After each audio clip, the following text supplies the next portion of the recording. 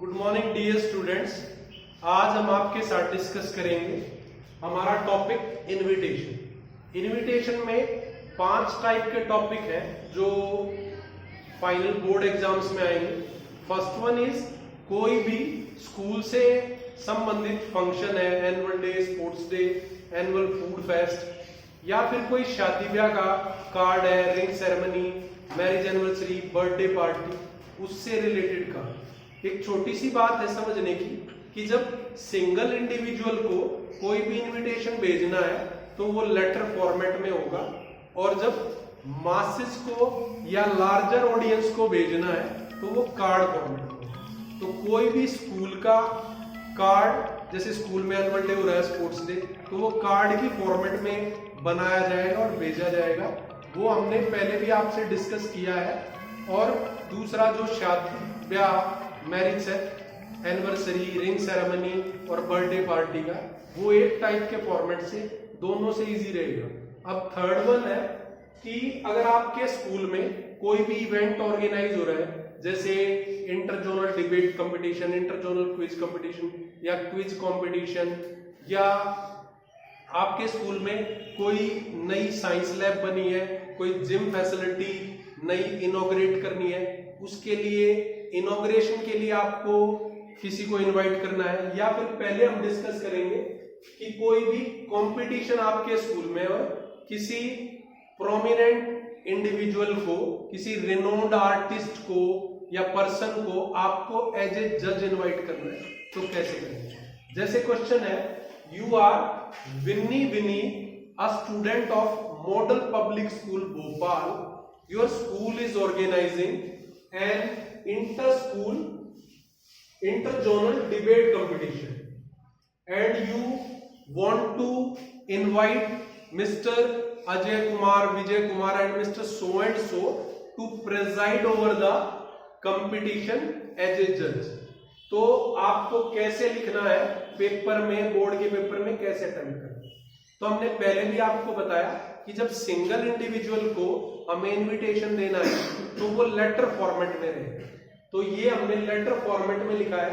सबसे पहले जब हम आंसर अटेम्प्ट करेंगे तो क्या करेंगे, सबसे पहले हम सेंडर्स एड्रेस लिखेंगे। सेंडर मतलब लिखने वाला या लेटर भेजने वाला। तो लेटर भेजने वाला कौन है, विनी, और उसका एड्रेस क्या है सेंडर का, मॉडल पब्लिक स्कूल भोपाल। इसमें हमने कोई भी कोमा वगैरह नहीं लगाया बेटा, तो आप भी कोई कोमा कुछ भी यूज नहीं करेंगे, सब अलग अलग लाइन में लिखेंगे। पहली लाइन में मॉडल पब्लिक स्कूल और फिर नेक्स्ट लाइन में प्लेस भोपाल। फिर हमने यहाँ पे जरा सी लाइन लगाई है, उसका मतलब एक लाइन खाली छोड़नी है, स्पेसिंग, प्रॉपर स्पेसिंग देनी है। तो एक ब्लैंक स्पेस या लाइन के बाद हम डेट लिखेंगे। हमने एग्जाम डेट लिख दी है 12 मार्च 2026। तो इसमें एक और बात नोट करने वाली है कि कुछ बच्चों के माइंड में डाउट रहता है, कंफ्यूजन रहता है कि डेट कैसे लिखें। Which one is the standard format, this one is the standard format, no commas are used. कोई भी कोमा वगैरह हमने नहीं लगाया, सीधी सिंपल डेट लिख दी है, पहले 12 तारीख, फिर मार्च और फिर 2026, कोई कोमा वगैरह नहीं लगाया। फिर हमने स्पेस देना है और फिर सब्जेक्ट लिखना है। सब्जेक्ट क्या है हमारा इसका, invitation to preside over inter zonal debate competition. फिर नेक्स्ट लाइन में सैल्यूटेशन है, सर या मैडम। अगर आप मैडम भी लिखना चाहते हैं तो मैम भी लिख सकते हैं, पर दोनों में से एक लिखना है, दोनों नहीं लिखने साथ। फिर नेक्स्ट लाइन लेफ्ट अलाइनमेंट के साथ ही रहेगा पूरा letter. First line, the literary society of our school is organizing an interjournal debate competition on 20th March 2026 at 10 AM in school MPO।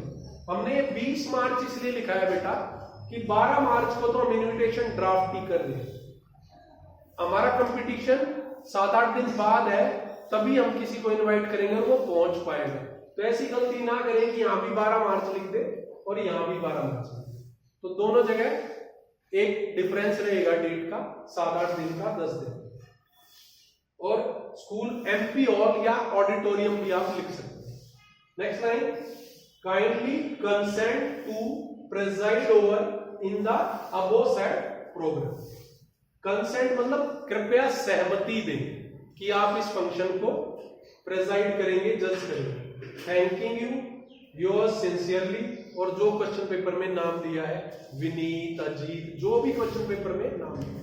अब मैं आपको कुछ डिटेल्स बताऊंगा जो आपको क्वेश्चन पेपर के हिसाब से चेंज करनी है, अदरवाइज आपको पूरा इनविटेशन सेम रखना है। जैसे स्कूल का नाम, आप इसको अंडरलाइन भी कर सकते हैं, जो जो चीजें आपको चेंज करनी पड़ सकती हैं। जैसे स्कूल का नाम जो क्वेश्चन पेपर में दिया हो वही लिखना है। अगर क्वेश्चन पेपर में नहीं दिया तो आप एबीसी स्कूल भी लिख सकते हो, या यू का यू मॉडल पब्लिक स्कूल भी लिख सकते हैं। फिर डेट सेम रखेंगे आप। सब्जेक्ट, जो टॉपिक दिया हो क्वेश्चन पेपर में, जैसे हमने लिखा है इंटर जोनल डिबेट कंपटीशन, वहां क्विज कंपटीशन हो या स्पीच कंपटीशन हो, जो भी हो वो यहाँ लिख देंगे।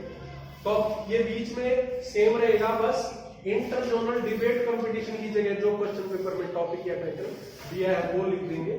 बाकी सब सेम रहेगा, सिर्फ नाम बदलेंगे। जो क्वेश्चन पेपर में नाम दिया होगा वही हमें नाम लिखेंगे।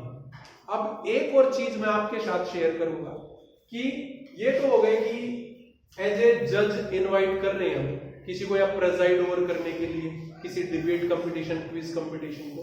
अगर हम अपने एरिया के काउंसलर को, हमारे स्कूल में साइंस लैब बनी है उसके इनॉग्रेशन के लिए इनवाइट करें तो कैसा होगा? बाकी सारा सेम रहेगा, सब्जेक्ट थोड़ा सा चेंज हो जाएगा। कैसे होगा? Invitation to inaugurate newly built science lab. Invitation to inaugurate newly built science lab. या अगर आपके स्कूल में नई जिम फैसिलिटी खुली है और आप अपने एरिया के एमएलए को इनवाइट कर रहे हैं इनॉग्रेशन के लिए, तो कैसे होगा? Invitation to inaugurate newly built gym facility. बहुत इजी है। और बीच में inter zonal school debate competition की जगह आपको चेंज करना पड़ेगा, लिटरेरी सोसाइटी की जगह भी हमें लिखना पड़ेगा सीधा आवर स्कूल इज ऑर्गेनाइजिंग, या organising a function for inauguration of newly built science lab, newly built gym facility on 20 March at 10 AM in school।